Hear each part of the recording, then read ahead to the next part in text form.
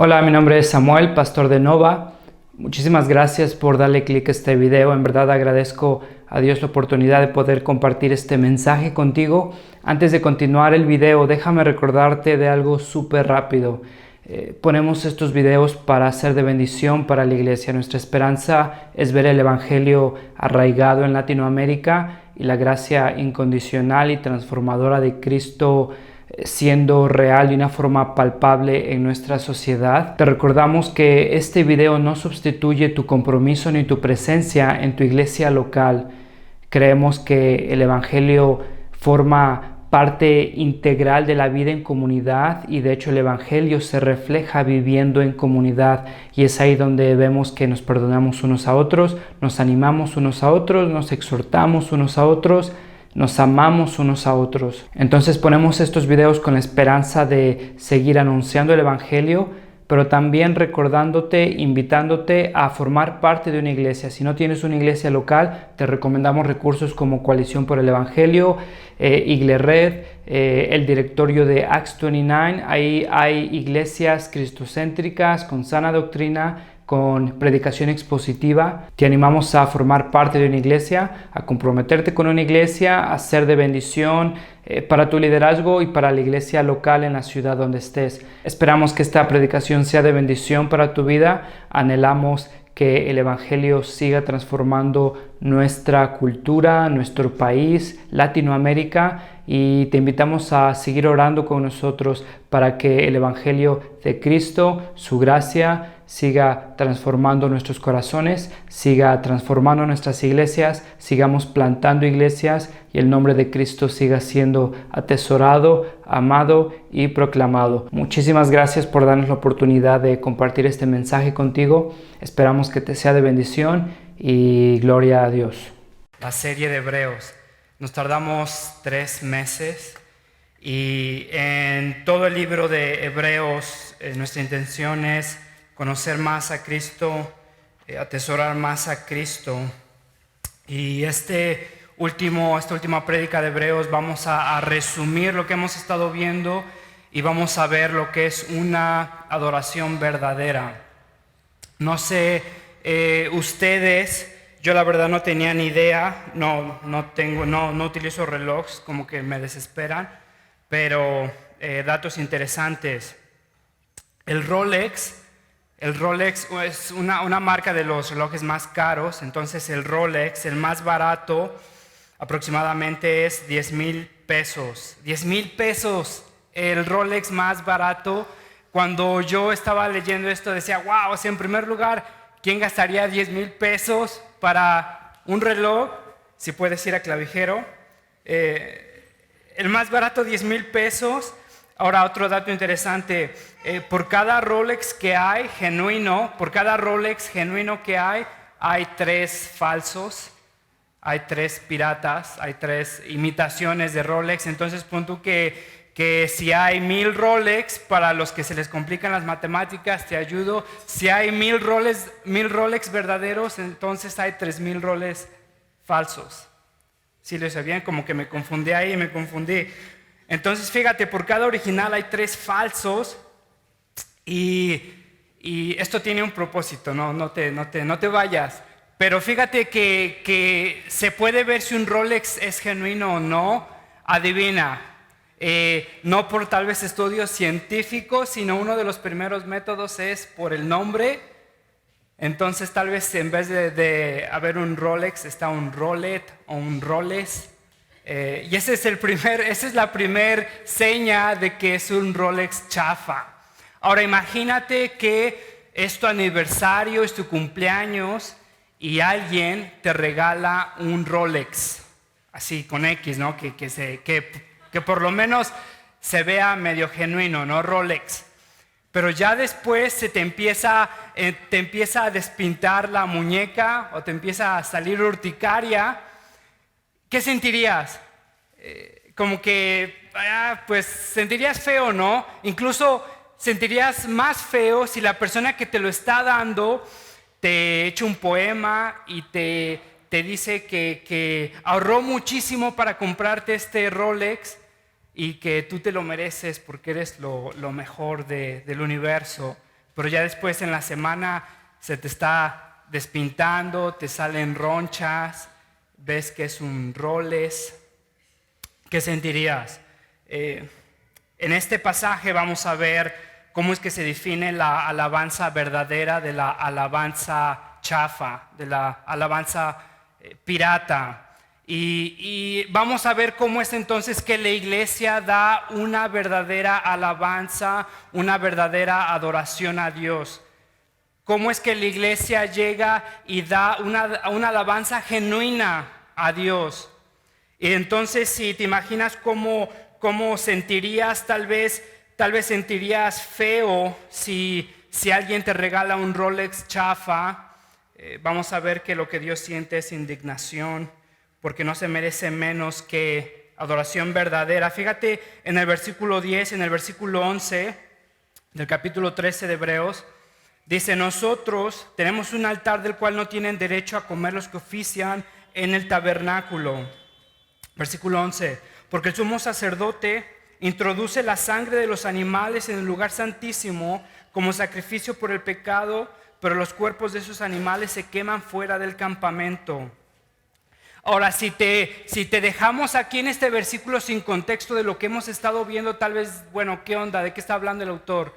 ¿Te acuerdas que todo el libro de Hebreos está definiendo que Cristo es un mejor sacerdote y que Cristo es un mejor intermediario de un nuevo pacto? Hay un pacto antiguo, hay un pacto nuevo. Y fíjate entonces lo que el autor aquí nos está diciendo en versículo 10 y 11, dice que nosotros los que nos acercamos bajo un nuevo pacto, fíjate lo que dice, tenemos un altar del cual no tienen derecho a comer los que ofician en el tabernáculo, aquellos que viven en el viejo pacto, porque el sumo sacerdote introduce la sangre de los animales en el lugar santísimo. Entonces te está recordando que hay un nuevo pacto, un pacto antiguo. Y entonces, si recuerdas las prédicas de la semana pasada, de hace 2 semanas, el nuevo pacto, entonces el mensaje es: acérquense, Dios es un Dios de gracia, hay gozo. El antiguo pacto, el mensaje era: aléjense. Era un pacto condicional. Condicional significa que entonces dependía a tu obediencia. Tú te acercabas a Dios, pero tu aceptación dependía de tu obediencia, de los sacrificios que tú presentabas a Dios. Entonces, ¿se acuerdan que decíamos que Cristo es un sacerdote del nuevo pacto? Antes, la gente que se acercaba a Dios se acercaba por medio de un tabernáculo, de una tienda, un campamento. Te voy a recordar rapidísimo, tenía cortinas, esas cortinas tenían querubines, y entonces cuando la gente se acercaba a ese tabernáculo, el mensaje era clarísimo: aléjate, no te puedes acercar, Dios es un Dios santo, tú eres un pecador, tu pecado te separa de Dios. Esos querubines deberían de recordarle a la gente lo que pasó en Génesis 3, Adán y Eva declaran guerra en contra de Dios. Dios rechaza a Adán y Eva por su pecado, los expulsa del Edén y, ¿se acuerdan?, pone querubines protegiendo la santidad de Dios. Si se acercaban iban a morir, y esos querubines tenían espadas. Esos querubines eran los que aparecían en las cortinas del tabernáculo. Cuando la gente se quería acercar a Dios, veía cortinas con querubines, recordaban lo que había pasado en Génesis 3 y entonces entraban, y lo primero que veían era un tabernáculo, un altar bien grande de bronce. Era el altar de los sacrificios, y lo primero que veían al entrar, en medio, era un altar de bronce donde se sacrificaban animales. El mensaje era: aléjense, no pueden acercarse, Dios es un Dios santo, han ofendido su santidad, y si se quieren acercar debe de haber restitución. Entonces la gente se acercaba y tenía que sacrificar un animal. No solo eso, sino que había en Levítico 16, y después lo lees, un día de la expiación. Y ese día de la expiación era donde se debería de presentar un animal perfecto, sin mancha. Y ese animal entonces debería de hacer sustitución, remisión, restauración por los pecados de todo un pueblo. Ahora fíjate, esto es lo que el autor está diciendo en estos versículos. Nosotros tenemos un altar del cual no tienen derecho a comer los que ofician del tabernáculo. Ese día de expiación, ese día de sacrificio, el sacerdote, el sumo sacerdote, no solo era cualquier persona, el sumo sacerdote hacía el sacrificio, vertía la sangre y entonces tenía que sacar ese cuerpo del animal, tenía que sacarlo y quemarlo afuera de la ciudad. Ahora esto es importante. En ese día de la expiación, vertía la sangre en el altar, en el asiento de la misericordia, adentro del tabernáculo. Y entonces usualmente para otros sacrificios se podían comer la carne, pero no para este sacrificio. Este sacrificio era santo, demasiado santo para poder comerse. Entonces ese cuerpo, ese animal absorbía el pecado, se sacaba afuera de la ciudad donde estaban los leprosos, donde estaban las prostitutas, donde estaban los pecadores, donde estaba toda la basura, donde estaba todo lo inmundo. Y entonces ese cuerpo debería de ser quemado afuera de la ciudad, afuera del campamento. Aquella persona que cargaba ese cuerpo muerto del animal para quemarlo era declarada inmunda, tenía que ir por un proceso de purificación. Ahora fíjate lo que está pasando aquí, es un cambio de paradigma, un 360, un cambio de dirección totalmente inesperado. Fíjate, nosotros tenemos un altar del cual no tienen derecho a comer los que ofician del tabernáculo. Versículo 11, porque el sumo sacerdote introduce la sangre de los animales en el lugar santísimo, lo que te expliqué, como sacrificio por el pecado, pero los cuerpos de esos animales que se queman del campamento, pero los cuerpos de esos animales se queman fuera del campamento. Fíjate el versículo 12, por eso también Jesús, para santificar el pueblo mediante su propia sangre, sufrió fuera de la ciudad. Por lo tanto, salgamos a su encuentro fuera del campamento. ¿Te das cuenta? Si el sacerdote que tenía que vertir la sangre de ese animal perfecto, tenía que quemar ese ahora animal inmundo afuera del campamento, ahora los cristianos les están diciendo: este no es nuestro alimento, este no es nuestro sacrificio. Salgamos afuera del campamento, afuera de la ciudad, a compartir el oprobio, la vergüenza de Cristo. En otras palabras, lo que antes era inmundo, Cristo lo declara santo. Lo que antes era santo, ahora Cristo lo declara inmundo. Entonces fíjate que la alabanza falsa es presentarte en un altar incorrecto, en una religiosidad externa, y lo que te está diciendo aquí el autor está diciendo: salte afuera de la ciudad a compartir con Cristo el oprobio. Por eso también Jesús, para santificar el pueblo mediante su propia sangre, sufrió afuera de la puerta de la ciudad. ¿Te acuerdas entonces cuando Jesús muere crucificado en el Gólgota en medio de pecadores? Jesús muere en el día de la Pascua como ese animal santo, ese animal puro, que la sangre cubría al pueblo y limpiaba al pueblo. Entonces Cristo muere afuera de la ciudad, en medio de pecadores, en medio de lo inmundo. Y entonces lo que antes era inmundo, ahora Cristo lo declara santo. Por eso también Jesús, para santificar al pueblo mediante su propia sangre, sufrió fuera de la ciudad. Por lo tanto, salgamos a su encuentro afuera del campamento, llevando la deshonra que él llevó. ¿Te acuerdas que veíamos que Moisés, que rechazó las riquezas de Egipto por el oprobio de Cristo, por la vergüenza de Cristo? Y entonces decíamos que Cristo es suficiente, que el verdadero cristiano atesora a Cristo, que el verdadero cristiano se satisface en Cristo.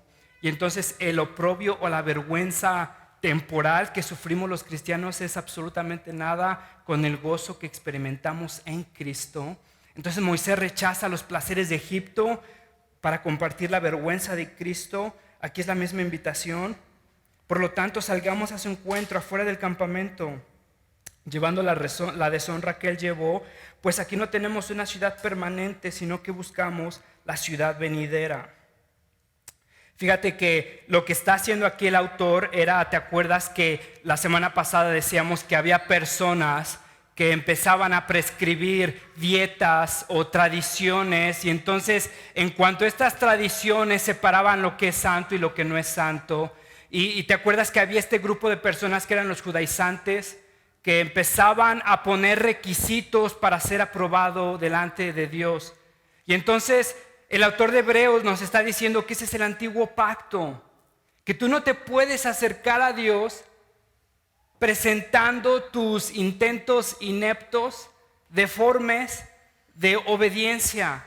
Y entonces el autor nos está invitando a confiar absolutamente en Cristo para nuestra justificación. Históricamente la iglesia ha confesado solus Christus, solo Cristo. Nuestra justificación, nuestra aceptación es absolutamente, únicamente por los méritos de Cristo. Y entonces el autor está diciendo, sálganse de ese altar, sálganse de ese templo, sálganse de esa religiosidad, sálganse de ese campamento, lleguen a compartir el oprobio de Cristo. Nos está diciendo, atrévanse a quitarse esas muletas religiosas. Porque si te pones a pensar, si tu salvación solamente depende de Cristo, y si te pones a pensar detenidamente, es un poco aterrador, es un poco como que te da miedo, porque no tienes ninguna otra seguridad. Tu obediencia no cuenta absolutamente para nada. Lo que tú consideras obediencia no cuenta para nada para presentarte delante de Dios. ¿Por qué? Porque son por los méritos de Cristo, no son por tus méritos. Y entonces muchas veces estamos tentados, como ya sea culturalmente, tradicionalmente, denominacionalmente, a crear como muletas, te diría, espirituales para darnos esa seguridad de que somos santos. Y entonces muchas veces uno de los comentarios que más he escuchado, no de ustedes, de otras personas, pero que cuando, por ejemplo, cuando vienen a esta iglesia, uno de los comentarios es que no sé, como que no parece iglesia.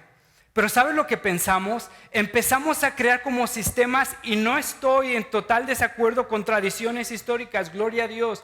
Pero fíjate que eso no significa la aprobación de Cristo. Son preferencias culturales, puede ser, pero no amerita ni mejor ni peor en cuanto a una calidad del cristiano. Por ejemplo, una historia interesante es que cuando el arzobispo de Inglaterra va a visitar a Carlos I a Irlanda del Norte. Irlanda del Norte es protestante históricamente, el sur es católico. Entonces el arzobispo es católico, va a visitar a Carlos I, que está ahí como que pandeándose hacia los protestantes, está en Irlanda del Norte. Y entonces llega a Irlanda del Norte y se da cuenta que aquí hay puros paganos, aquí hay puros incrédulos, porque no tenían sistemas sacerdotales, no tenían edificios consagrados, no tenían tradiciones católicas. Y entonces estas personas simplemente se acercaban a escuchar de Cristo y una Biblia.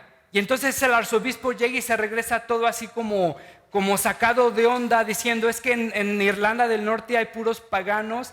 Y se estaba refiriendo a lo que no sabía, que eran protestantes, eran cristianos.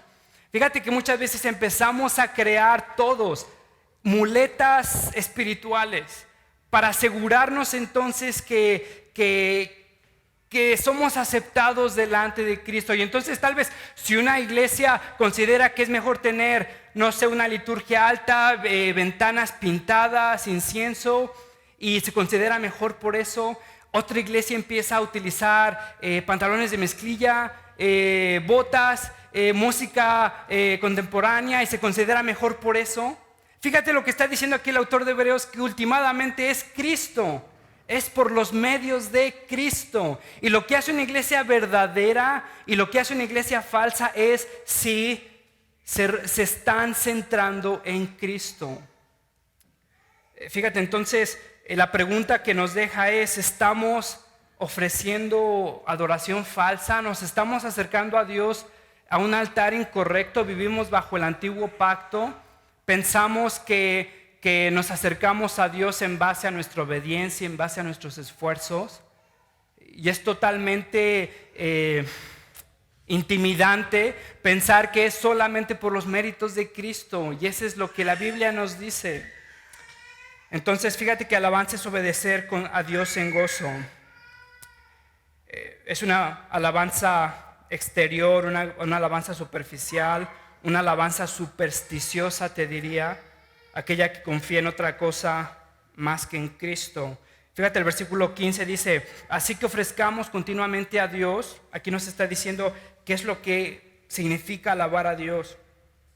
Así que ofrezcamos continuamente a Dios por medio de Jesucristo un sacrificio de alabanza, es decir, el fruto de los labios que confiesan su nombre. Versículo 16, no se olviden de hacer el bien y de compartir con otros los que tienen. Pon atención aquí, porque estos son los sacrificios que agradan a Dios. Porque estos son los sacrificios que agradan a Dios. Porque estos son los sacrificios que agradan a Dios. Así que ofrezcamos continuamente, no dice a veces, no dice de vez en cuando todo va bien en tu vida, cuando tienes ganas, dice continuamente, ofrezcan continuamente alabanzas a Dios por medio de Cristo. Otra vez, solo Cristo, solamente a través de Cristo. Es el acceso que nos da Cristo, la justificación que nos da Cristo, la identidad que nos da Cristo delante del Padre. Es su justicia imputada, impuesta a nosotros, y nosotros reconociendo que presentamos a Dios solamente nuestro pecado y la justicia de Cristo por los medios de Cristo. Si quieres alabar a Dios, acércate a Cristo. Si quieres alabar a Dios, acércate a Cristo. No es a través de religiosidades externas. Si esas costumbres no te ayudan a centrarte en Cristo, entonces simplemente es vivir bajo el antiguo pacto. Si esas costumbres te acercan a atesorar a Cristo, hermano, gloria a Dios, síguelo haciendo. Fíjate, no se olviden de hacer el bien y de compartir con otros lo que tienen, porque esos son los sacrificios que agradan a Dios. Y entonces Cristo es nuestro intermediario, Cristo está en medio de nosotros abogando delante del Padre. Los querubines se cubren, ¿te acuerdas de Isaías 6 cuando dice en el año que el rey Urías muere, vi al Señor en el trono, sus mantos cubrían el templo, y entonces querubines y serafines se cubrían y decían santo, santo, santo? Es la santidad de Dios que no acepta el pecado, es la santidad de Dios que expulsa a Adán y Eva del Edén, es la santidad de Dios que demanda justicia, y son los méritos de Cristo que nos permiten acceder a Dios, alabar a Dios. Es Cristo que nos permite acercarnos a Dios con las manos vacías.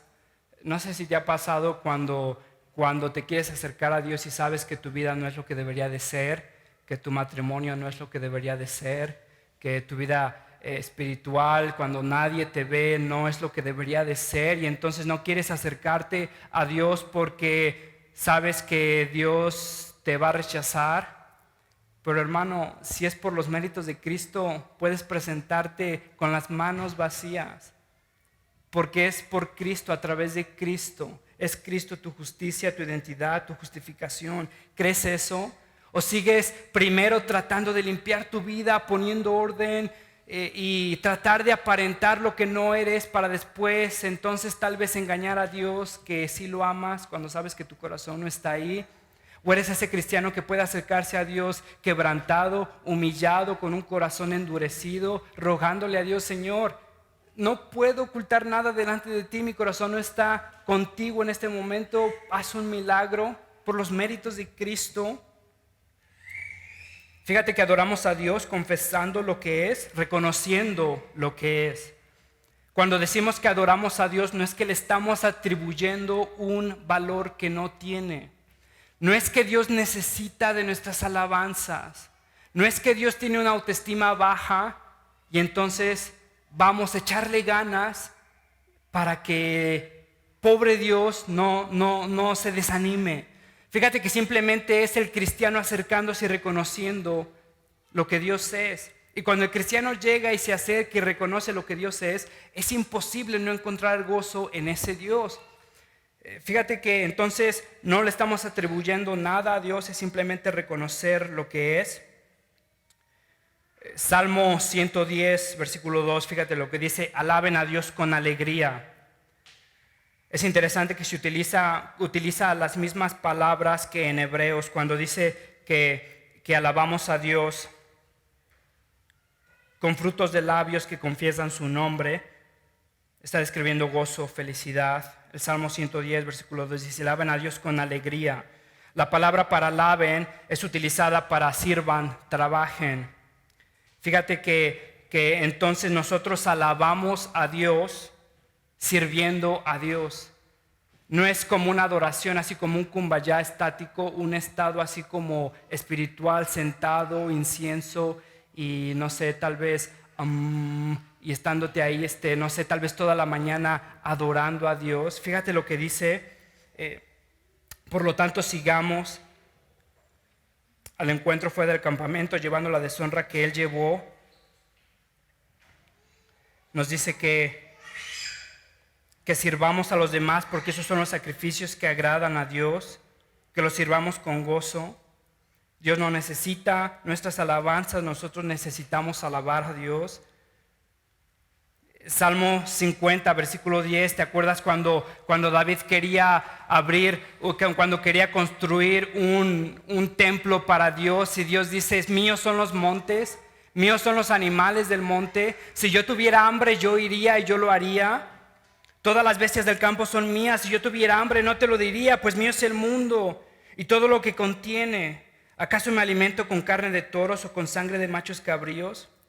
Versículo 14 dice, ofrece a Dios tu gratitud, gozo, gratitud. Cumple tus promesas al Altísimo. ¿Te acuerdas Malaquías capítulo 2 cuando el pueblo de Dios había hastiado de la misericordia de Dios? Cuando se había cansado de alabar a Dios. Cómo quisiera que alguno de ustedes clausurara el templo para que no encendieran en vano el fuego de mi altar. Porque desde donde nace el sol hasta donde se pone, grande es mi nombre entre las naciones. En todo lugar se ofrece incienso y ofrendas puras a mi nombre, porque grande es mi nombre entre las naciones. Pero ustedes lo profanan y exclaman, qué hastío, y me tratan con desdén. Una adoración falsa es una adoración que se hace sin gozo, sin reconocer lo que Dios es, que se hace hastiado de la santidad de Dios, de la gracia de Dios, de la misericordia de Dios. Es el corazón que se ha acostumbrado al amor de Dios. Es esa adoración falsa que ve el venir los domingos como un hastío, como algo que se tiene que hacer, como algo que la religión lo dicta. No es un hambre de satisfacerse en Dios, de escuchar su palabra, de arrepentirse como iglesia, de cantar a Dios, de exclamar su misericordia.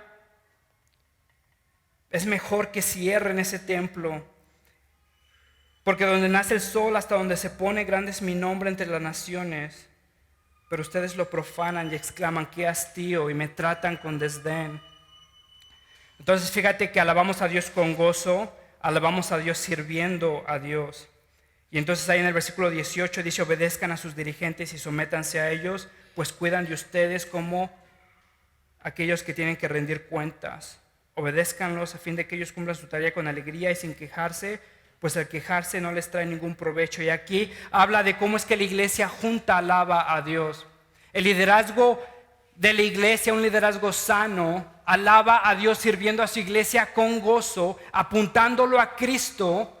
En la iglesia alaba a Dios reconociendo si esas personas están viviendo vidas de santidad o no, reconociendo que la iglesia es el medio, la gracia de Dios por la cual la comunidad crece y se fortalece, escucha su palabra. ¿Quieres adorar a Dios? ¿Lo estás adorando en comunidad? ¿Estás confiando en el liderazgo de la iglesia? Si ese liderazgo es sano, si ese liderazgo no es sano y no es santo, ¿estás haciendo algo para rectificarlo? ¿Quieres alabar a Dios? Y entonces fíjate que es difícil para la iglesia someterse al liderazgo. Fíjate lo que dice, sométanse a ellos, pues cuidan de ustedes como aquellos que tienen que rendir cuentas. Es difícil para ustedes y es difícil para el liderazgo porque tenemos que rendir cuentas. Santiago 3:1, pues como saben seremos juzgados con más severidad.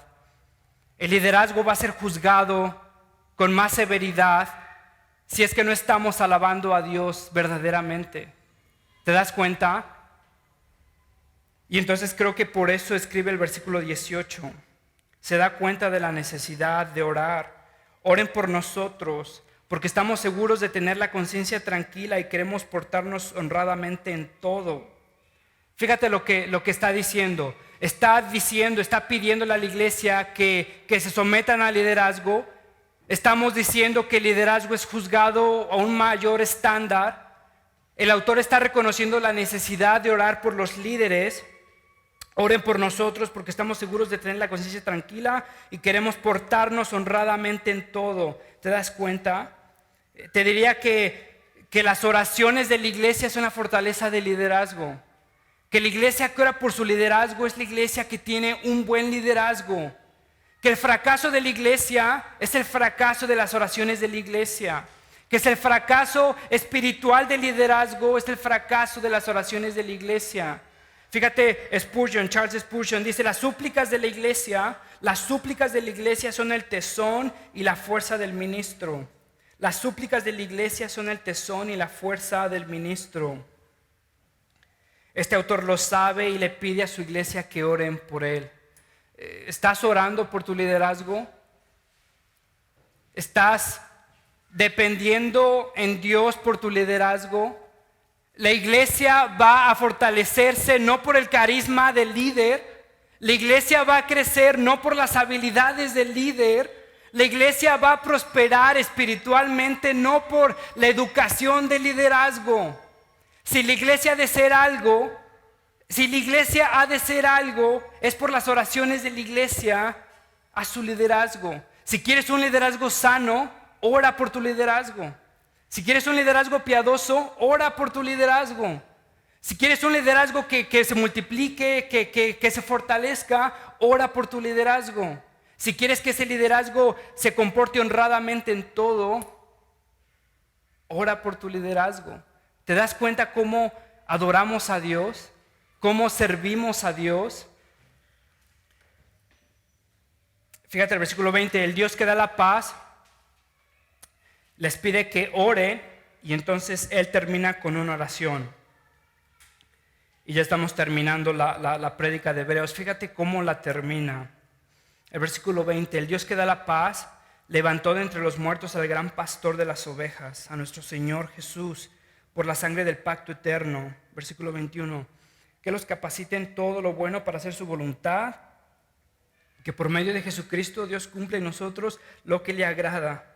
A Él sea la gloria por los siglos de los siglos. Amén. El versículo 20, si te vas ahí a otras versiones, empieza con la palabra ahora.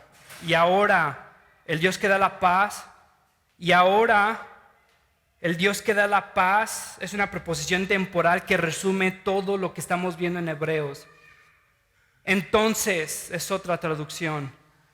Entonces, ¿qué? Entonces, y ahora que Dios ha hablado por medio de su Hijo, y ahora que Dios habló por medio de los profetas, en otros tiempos y en otros lugares y de varias maneras, y ahora finalmente ha hablado en Cristo, y ahora que Cristo es mejor sacerdote, y ahora que Cristo es mejor profeta, y ahora que Cristo es mejor mensaje, y ahora que Cristo es mejor propiciación, y ahora que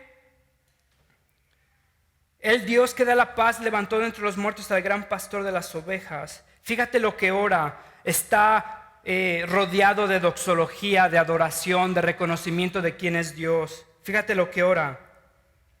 Ahora que los capacite en todo lo bueno para hacer su voluntad.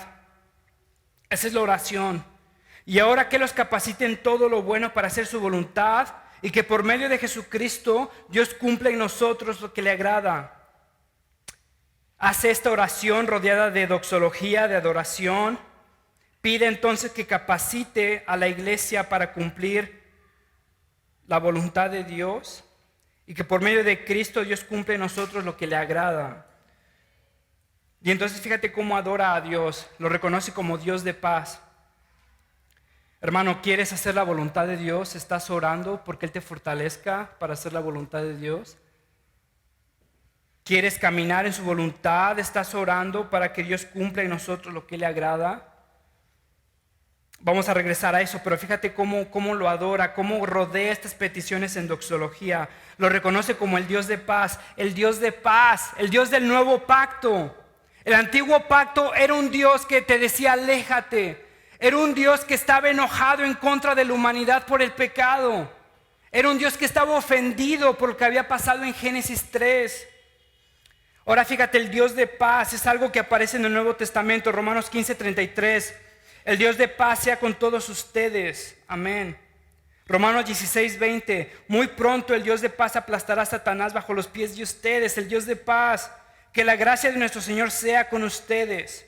2 Corintios 13, versículo 11. En fin, hermanos, alégrense, busquen su restauración, hagan caso de mi exhortación, sean de un mismo sentir, vivan en paz, y el Dios de amor y de paz estará con ustedes. Filipenses 4:9. Pongan en práctica lo que de mí han aprendido, recibido y oído, lo que han visto en mí, y el Dios de paz estará con ustedes. 2 Tesalonicenses capítulo 3 versículo 16. Que el Señor de paz les conceda su paz siempre y en todas las circunstancias. El Señor sea con todos ustedes. ¿Se acuerdan lo que habíamos visto en el libro de Hebreos? Que Dios está procurando nuestra paz y nuestra santidad a través de la disciplina. Es ese Dios de paz que ha procurado paz en la cruz de Cristo. Es ese Dios ofendido que ha procurado paz a través de su Hijo. En la cruz, el acto más violento, el acto más injusto, el acto más abominable de la historia. En ese momento, en ese evento, Dios declara paz a una humanidad que no se merecía, sino solamente la paga de su pecado. Y entonces es ese Dios que merece justicia, que exige restauración por la ofensa. Es ese Dios que haría bien en hacer de nuevo una creación. Es ese Dios que haría bien en mandarnos a todos nosotros a pagar por nuestra desobediencia. Es ese Dios que ha declarado paz en Cristo. Fíjate, el Dios que da la paz. Es ese Dios de paz. Levantó de entre los muertos al gran pastor. Tenemos un gran pastor y podemos decir: el Señor está conmigo, no temeré mal alguno. Podemos decir: aun si voy por el valle de sombras de muerte, no temo peligro alguno, porque tú estás a mi lado, tu vara de pastor me reconforta. Es ese Dios de paz que nos da ese pastor. Es ese Dios de paz que decide aplastar a su Hijo, reconciliarnos con nosotros y darnos ese pastor. Ese Dios ora el autor y ora que nos capacite. Ese Dios que da la paz, que levantó de entre los muertos al gran pastor de las ovejas, a nuestro Señor Jesucristo, que los capacite en todo. La palabra para capacitar es utilizada cuando en los evangelios uno de los apóstoles estaba remendando redes de pescar. Es esa misma palabra, es componer, restaurar, suplir.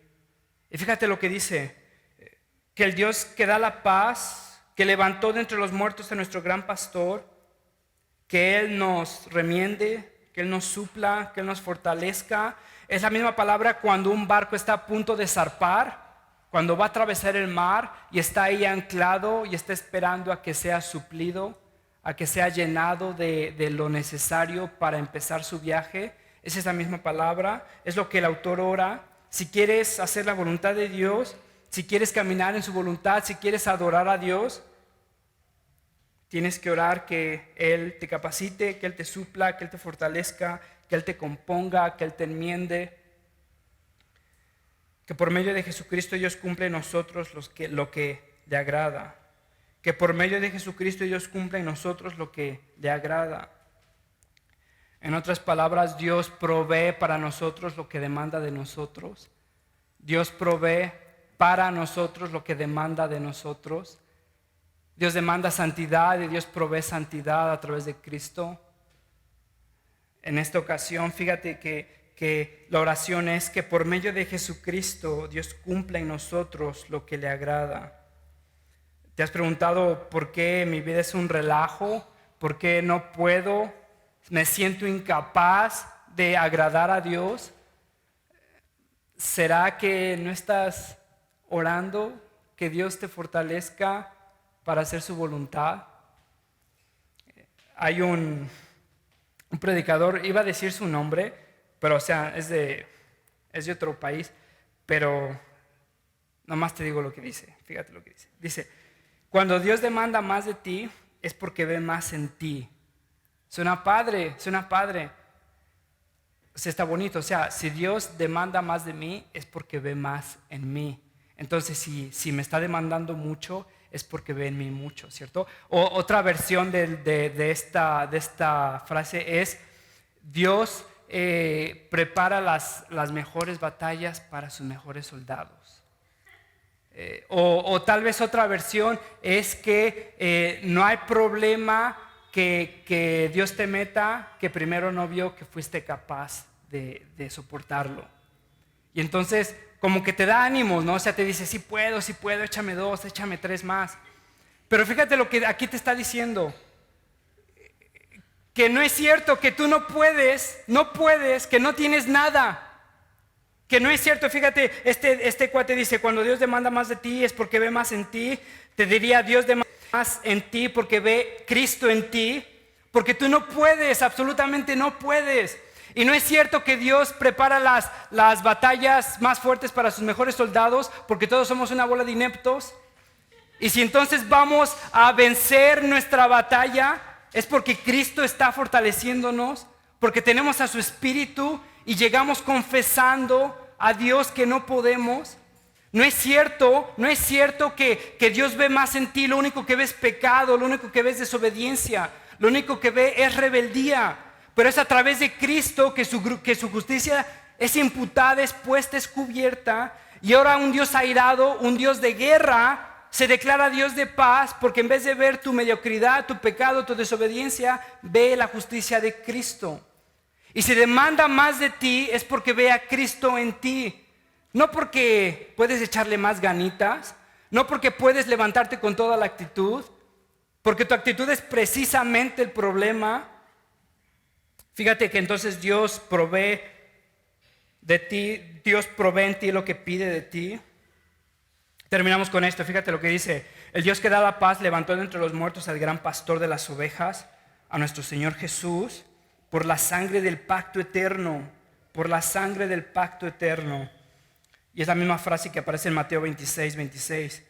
Mientras comían, Jesús tomó el pan y lo bendijo, luego lo partió y se lo dio a sus discípulos y les dijo: tomen, coman, este es mi cuerpo. Después tomó la copa y luego de dar gracias la entregó a sus discípulos y le dijo: beban de ella todos, porque esta es mi sangre del nuevo pacto,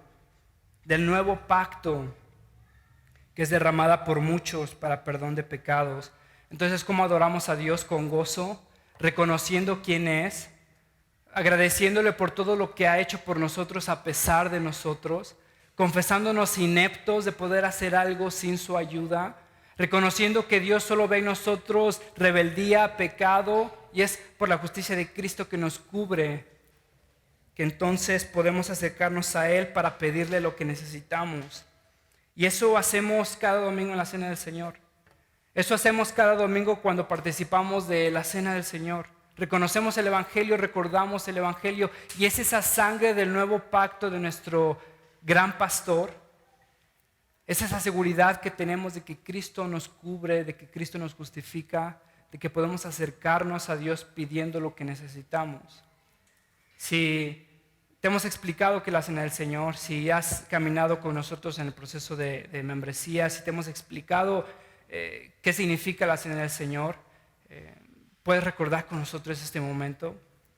Y para los nuevos, para los que están visitando, nosotros recordamos esto cada domingo porque queremos reconocer y recordar cada domingo que no es por nuestros esfuerzos, no es por nuestra determinación, no es por nuestra disciplina, es por nuestra flaqueza, es por nuestra mediocridad, es por nuestra necesidad, que la gracia de Dios nos ha declarado paz, nos ha dado un nuevo y mejor sacerdote, nos ha dado un pastor, y podemos decir con toda confianza: no temeré mal alguno, que amará a un simple mortal. Podemos decir: aunque camine por el valle de sombras de muertes, tú estás a mi lado, tu callado me reconforta. Aquellos que vivían extraviados, afrontando la santidad de Dios, ahora pueden reconciliarse con Dios, pidiéndole a Dios misericordia para cumplir su voluntad. Y ese es el Evangelio. Son las buenas noticias de lo que Dios hizo por nosotros, a pesar de nosotros, por los méritos de Cristo y para la gloria de Dios. Señor, te rogamos esta mañana, mi Dios, que tú seas con nosotros. Padre, no podemos acercarnos a ti pretendiendo lo que no somos, mi Dios. Vengo a ti, mi Padre, con un corazón endurecido, reconociendo, Padre, que es mi voluntad la que yo quiero hacer. Señor, que son mis dudas las que me alejan de ti cada semana, que no te creo, Padre, en muchos momentos que tú eres mi gozo, eres mi satisfacción, eres mi paz. Padre, vengo a ti reconociendo que son por los méritos de Cristo. Gloria a Dios, que me puedo acercar a ti sabiéndome pecador, Señor, pidiéndote que restaures mi corazón, que me fortalezcas, Señor, que me compongas, que me suplas lo que tú pides de mí. Señor, mis fuerzas son bastante limitadas y te ruego que tú seas mi fortaleza. Padre, que sea la sangre de Cristo, que sea su gracia moviéndome a una adoración verdadera, reconociendo que tú eres un Dios de paz, un Dios misericordioso. Padre, te doy gracias por todo esto en Cristo Jesús.